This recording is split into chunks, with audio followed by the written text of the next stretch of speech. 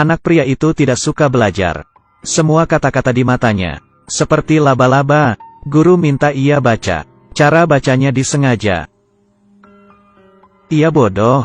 Tidak. Sebaliknya, ia pintar. Semua puzzle bisa diselesaikan. Di dalam otaknya penuh kreativitas. Ia adalah pemeran utama di cerita ini. Ishan, anak yang terlihat dewasa. Ayah percaya bakatnya akan datang. Mau gimana diajarin? Nilainya tetap tidak bagus. 2 tahun tidak naik kelas di kelas 3.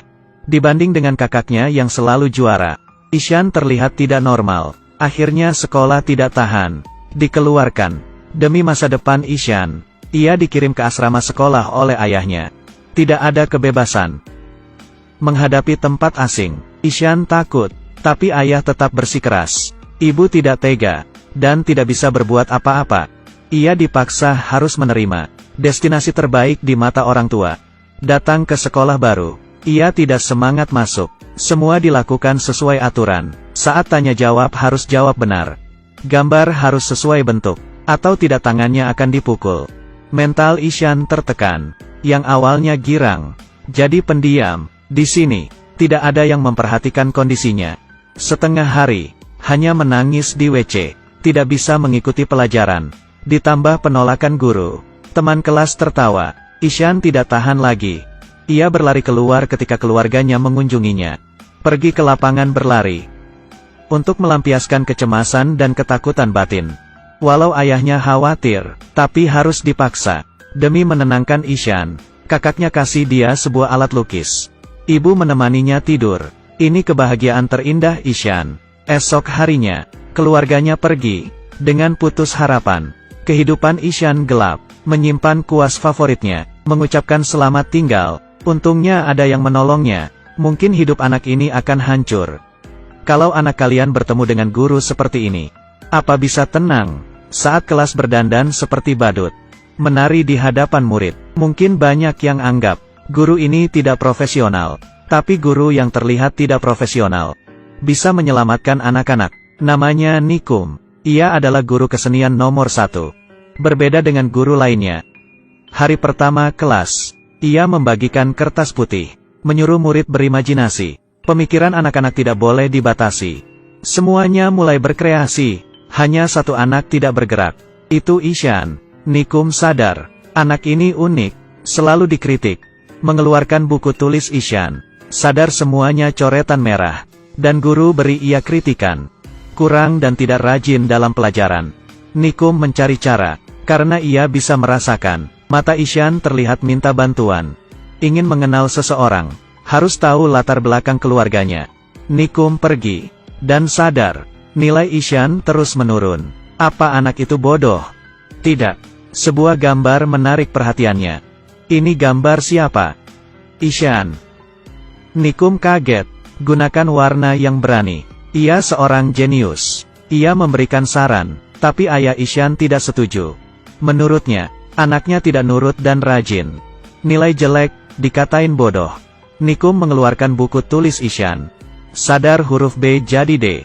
S jadi R. Apa Ishan bodoh? Tidak sama sekali. Ia hanya sulit mengenal huruf berdekatan. Ini adalah disleksia. Kalau ada orang yang mengertinya, kasih dia dukungan. Mencari metode pengajaran baik untuknya. Penyakit ini akan hilang. Tapi kurang beruntung. Ia malah dapat tekanan.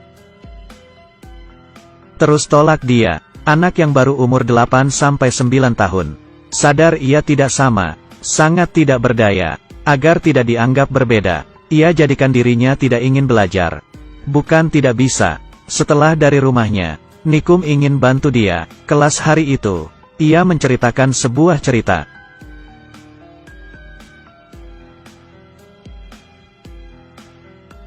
Ishan grogi. Ia pikir guru akan mengekspos dirinya. Tapi ia mengeluarkan foto Einstein. Lalu, Nikum bicara banyak. Jenius yang cacat. Ishan mulai tertawa. Akhirnya, Nikum bilang ke Ishan. Masih ada satu orang yang belum disebut. Saya. Setelah kelas berakhir, Ishan berubah. Saat kelas, mengeluarkan barang. Membuat sebuah pesawat. Semuanya tepuk tangan bersorak. Nikum menggunakan cara unik. Untuk bantu Ishan, ia kesusahan dalam baca tulis.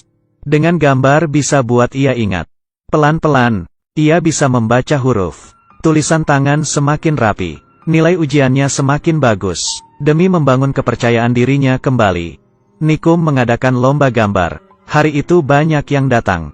Ishan mengeluarkan alat gambar yang kakaknya berikan.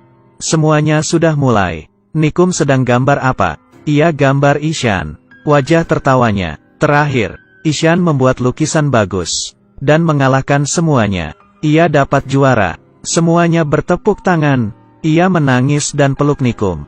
Anak ini terlalu ditegas. Ia dan Nikum gambar bersama.